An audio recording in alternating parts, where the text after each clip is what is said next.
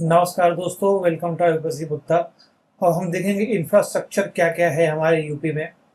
तो पीएम ने अभी थर्ड इंटरनेशनल जो एयरपोर्ट है वो कुशीनगर में उसका इनॉग्रेशन किया है। ठीक है। इस तरह से यूपी में 4 इंटरनेशनल एयरपोर्ट हो गए हैं, इंक्लूडिंग जेवर जो है हमारा कंस्ट्रक्शन में है ग्रेटर नोएडा में। 6 डोमेस्टिक एयरपोर्ट हैं, 4 इंटरनेशनल एयरपोर्ट हैं, लखनऊ, वाराणसी, जेवर और कुशीनगर। और टोटल एयर स्ट्रिप होती है ना, हर एयर स्ट्रिप को मिला दिया जाए तो 27 टोटल एयरपोर्ट्स हमारे यहाँ हो रहे हैं, जिसमें मिलिट्री, कस्टम, डोमेस्टिक, इंटरनेशनल, ये भी हमारे मिलाकर 27 टोटल एयरपोर्ट हो रहे हैं। एयरक्राफ्ट मेंटेनेंस हब बनाया जाएगा कहाँ पे? आगरा में। देखिए, यहाँ पे Rajiv Gandhi National Aviation University कहाँ पे है? अमेठी में है। इंदिरा गांधी राष्ट्रीय अर्बन राष्ट्रीय एकेडमी कहाँ पे है? अमेठी में है। Government has provided free of cost land to the Airport Authority of India, Gorakhpur और बनारसी में, जिससे कि नेशनल सिविल एविएशन पॉलिसी के तहत ये जमीन दी गई है ताकि ये एयरपोर्ट का यहाँ पे कंस्ट्रक्शन हो सके। प्राइवेट एयरपोर्ट बना है हमारा कहाँ पे? सोनभद्र में, जो कि आदित्य बिरला ग्रुप आदित्य बिरला ग्रुप ने बनाया है। उसका रोपवे में देखते हैं तो बनारसी में रोपवे अब शुरू हो चुका है। फर्स्ट सिटी इन इंडिया जो कैंट टू गोदौलिया तक जाएगा ये।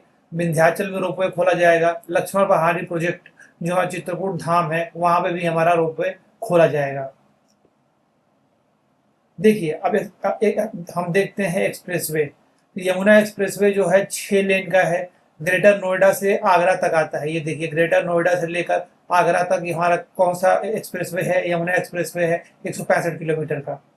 आगरा से लखनऊ एक्सप्रेसवे, जो आगरा से लखनऊ का एक्सप्रेसवे वो 6 लेन का है, 302 किलोमीटर है।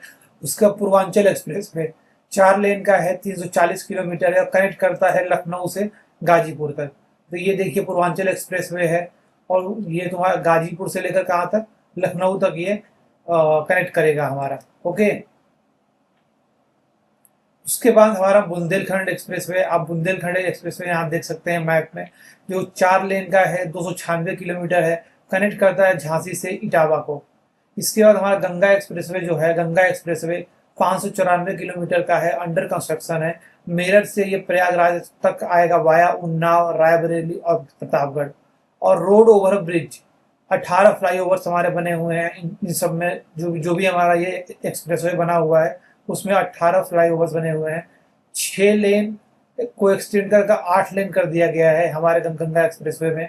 और रैपिड रेलवे ट्रांजिट सिस्टम जो न्यू दिल्ली से हमारा मेरठ तक है, दिल्ली से मेरठ तक है। इसमें चाणक्य, विश्वकर्मा एंड प्रणाली रोड पोर्टल भी बनाए गए हैं, जिससे कि कहीं भी रोड में नुकसान हो तो आप वहां पे कंप्लेन कर सकें। अब हम देखेंगे मेट्रो रेल कहाँ कहाँ का हमारे यहाँ सक्सेसफुली कहाँ कहाँ रन कर रही है। Successfully run in capital Lucknow में सक्सेसफुली हमारा मेट्रो जो है रन कर रही है। कानपुर में रन कर रही है, नोएडा में, ग्रेटर नोएडा में और गाजियाबाद में। आगरा मेट्रो इस समय क्या है? अंडर कंस्ट्रक्शन में है। 12 सिटीज, और मिला दिया जाए कि मेट्रो कितने सिटीज में है तो 12 सिटीज में है, इंक्लूडिंग प्रयागराज, वाराणसी और गोरखपुर। ग्रोइंग पॉपुलेशन सिटीज में है, इसके लिए हमें ग्रोइंग पॉपुलेशन होगी तो हमें रैपिड रेलवे या मेट्रो रेल की बहुत ज़रूरत पड़ेगी। कंजेस्टेड प्लेसेस जैसे हमारे गाजियाबाद में है तो यहाँ पे हमें मेट्रो की ज़रूरत पड़ेगी, है ना। हाई बेसिकली प्रॉब्लम क्या होती है कि हाई इनिशियल कॉस्ट होता है, लैंड एक्विजिशन करने में प्रॉब्लम आती है। हम देखेंगे waterways.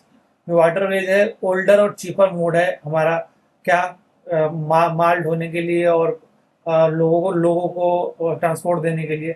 Inland waterway authority of India 1986 में बना था।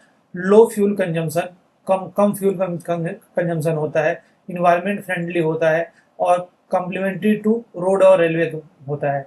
अभी हमारे यहाँ गंगा में वाराणसी से हल्दिया ही तो है।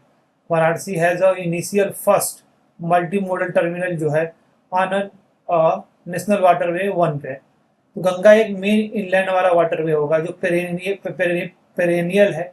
मानसून में पानी आता है, स्नो मेल्ट होता है तो समर में आता है। प्रोवाइडेड यहाँ इसमें जो डेप्थ चाहिए, जो वाटरवे को फैसिलिटेट करने के लिए डेप्थ चाहिए, वो 10 मीटर की चाहिए, जो कि हमारे इलाहाबाद से हल्दिया हमारा चल रहा है, जो प्रोवाइडेड है 10 मीटर का, क्या 10 मीटर डेप्थ, है ना। तो टोटल 1620 किलोमीटर का हमारा इलाहाबाद से हल्दिया का है। 25% एरिया जो है ये यूपी में बिलोंग करता है। वाराणसी है first multi modal terminal on national waterway, तो बता ही दिया आपको। गंगा भागीरथी हुगली रिवर सिस्टम जो है, इसको हम बोल रहे हैं national waterway 1। Inland waterway authority of India 1985 में बनी थी, जो इनका काम है फैसिलिटेट करना। देखिए, Jal Marg Vikas project, construction of multimodal terminal Varanasi में, साहेबगंज में और हल्दिया में, रोरो फैसिलिटी। उसके बाद नेविगेशनल लॉक जो होगा वो फरक्का में कंस्ट्रक्ट किया जाएगा। Integrated vessel repair and maintenance, ये जो वेसल है इनका मेंटेनेंस और रिपेयर किया जाएगा।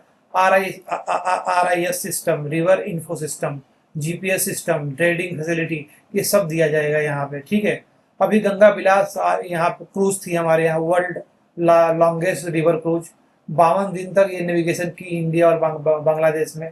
और बेसिकली देखिए, जब नेशनल वाटर वे बन जाएगा ना, तो हमारा जो अनाज है, जो चीप ग्रेन ट्रांसपोर्ट कर सकते हैं पंजाब से नॉर्थ ईस्ट को, टूरिज्म को बढ़ा सकते हैं, जैसे कि हमारे यहाँ गंगा बिलास से बढ़ा। इरिगेशन में रिलायबल वाटर रिसोर्स हो जाएगा, पानी की डेप्थ रहेगी तो हम रिवर के थ्रू इरिगेशन कर सकते हैं। इन्वायरमेंटल बेनिफिट हो जाएगा, इस तरह से हम कार्बन क्रेडिट को भी अर्न कर सकते हैं। लेकिन चैलेंजेस क्या क्या हैं? चैलेंजेस ये है कि लो ट्रांसपोर्ट स्पीड है, डेप्थ मिनिमम 10 मीटर डेप्थ नहीं हो पाती है, सिल्टेशन है रिवरों में, है ना। ड्रेडिंग ऑपरेशन हमको जरूरत पर, देखिए ड्रेडिंग मतलब क्या होता है, मतलब खुदाई करना है। मान लीजिए यहाँ पे सिल्ट है, तो इनको इनको हटा के, इनको हटाना, इनको खुदाई करना, ताकि हमारी जो डेप्थ है वो 10 मीटर मेंटेन रहे, ताकि हम अपनी नाव को, अपने क्रूज को, और ये जो वाटरवे फंक्शनल रहे। इकोलॉजिकल इशू है, तो मान लीजिए डॉल्फिन है तो उन पे क्या असर पड़ेगा, जो फिशेज हैं उन पे क्या असर पड़ेगा, जो हमारी रिवर का इकोसिस्टम है उस पर क्या असर पड़ेगा, ये हमारी एक प्रॉब्लम है। Not door to door operation नहीं होता है। और ये बेसिकली जो भी हमारे प्रोजेक्ट चलाए जा रहे हैं, ये ट्रिपल पे चलाए जा रहे हैं। तो ये रहा दोस्तों हमारा infrastructure in UP. Thanks for watching दोस्तों, हैव ए नाइस डे।